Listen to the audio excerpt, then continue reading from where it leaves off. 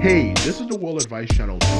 What I want to talk about today is the topic of, does NWA deserve the hate that it gets? Now, when it comes to answering that question, my simple answer to that question is no. NWA doesn't deserve the hate that it gets. Because the truth of the matter is, as anyone who's familiar with the rap community knows, is that NWA tends to get blamed for glamorizing violence in the black community, like through talking about hood stuff and all that type of stuff. But the truth of the matter is that when it comes specifically to that idea of glamorizing stuff, which of course eventually led to, the whole extreme influx of rappers talking about hood stuff all the time, the idea that NWA started a trend, the simple answer to that question is that no, it's not their fault for that, okay? Because the truth of the matter is, all NWA was doing was talking about the conditions that they were going through in South Central LA. Okay, that is the truth of the matter when it comes to NWA. And anyone who knows anything about music knows that you want to make your music relatable to people sometimes. Instead of just talking about high life and this and that, you want to make stuff that's relatable to people. And that's what NWA was doing. They were just talking about their experiences and so on and so forth, to people, okay?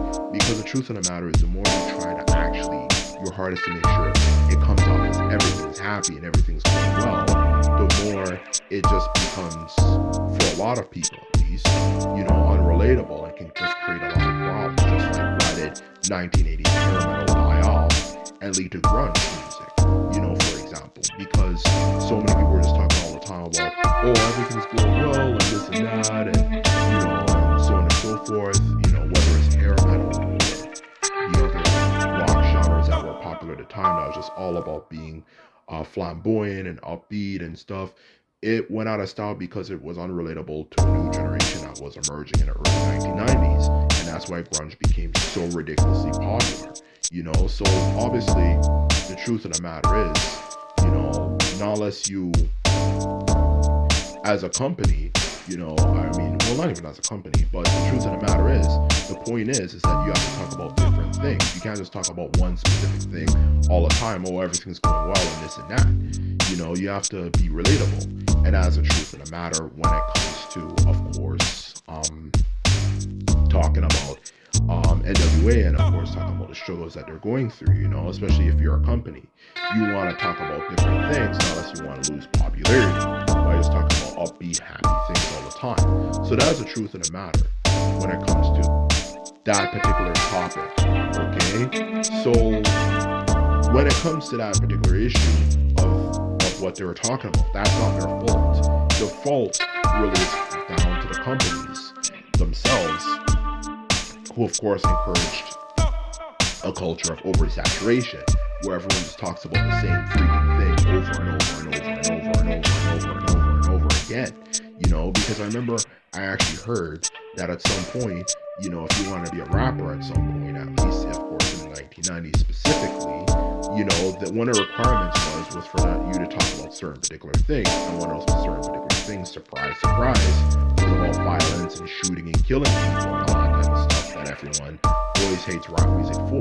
So since that was a huge requirement, all it really did was just make things, of course, for black people, well, not even black people, but when it came to, of course, rap music in general, all it did was just encourage people to just talk about violence instead of having a better balance, because of course common sense would indicate you probably the majority of time want to talk about other things aside from violence. But at the same time, when it comes to the record labels, they kind of forced people to talk a lot more about violence than they should have talked about it.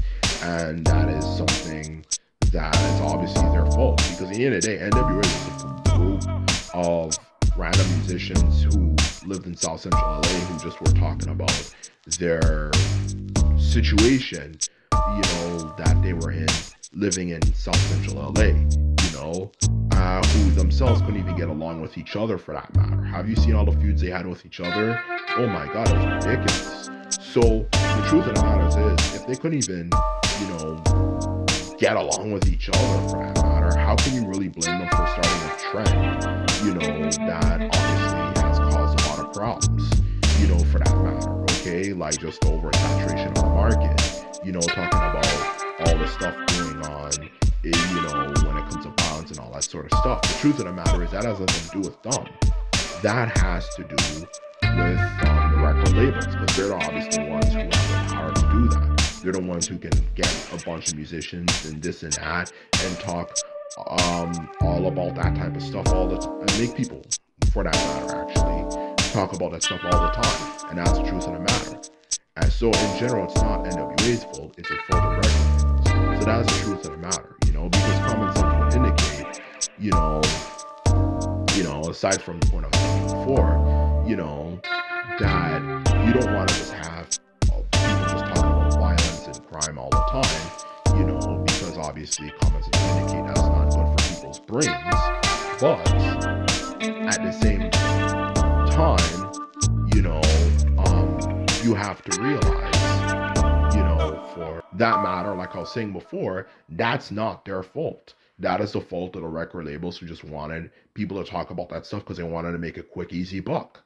So you can't blame NWA for the glamorization of crime in a black community, because there has been a lot of glamorization of it. That's not their fault. That's the fault of the record labels. They're just a bunch of broke black men, to be honest with you, young black men to be more specific, living in South Central LA, who couldn't even, like I was getting at before, not only not be able to get along with each other, but be able to, in a lot of cases, even make that much money at the time, because a lot of them were getting screwed over, I believe, from what I heard by Jerry Heller. So if they had those situations, what makes you think that they would be able to be conspirators in creating, you know, or more like promoting destruction in a black community? That's the truth of the matter. And that's where critical thinking comes in the mix. So the simple truth of the matter is it's not NWA's fault for destroying the black community or helping destroy the black community by promoting crime so much. That is a fault of the record labels. So anyway, in short, it's not NWA's fault. It's the fault of the greedy record labels who just wanted people to talk about the same freaking thing over and over again. So anyway, this is all I have to say, and I just want to make it clear to people that I hope you enjoyed this video. And just remember, if you like this video and videos like this, remember to thumbs this video up and hit the subscribe button. And this is all I have to say. And simply put it, I'm out. Bye.